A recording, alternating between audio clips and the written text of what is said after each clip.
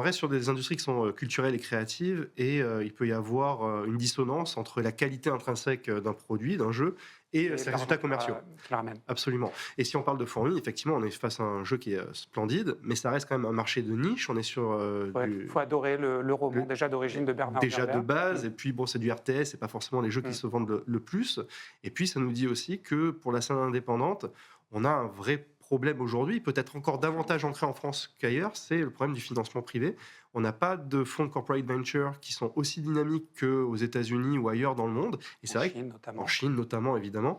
Et du coup, ça devient plus difficile de trouver de l'argent pour pouvoir développer des Financer, payer projets. les gens. Exactement. Et d'autant plus que dans le jeu vidéo, il faut bien comprendre, il faut que tout le monde comprenne qu'il y a un effet qu'on appelle long trend en économie, qui consiste à dire que finalement, il y a une très faible part de jeux qui récoltent la plupart de la mise, et puis le reste, les milliers de jeux qui restent, en fait, qui sont en concurrence, Se prennent les miettes. se prennent les miettes. Et dans le jeu vidéo, en fait, j'ai un chiffre à donner, c'est que pour l'année 2023, on estime que 90% de la valeur générée par les chiffres de vente se sont concentrés sur 43 jeux. C'est très très peu. Mm.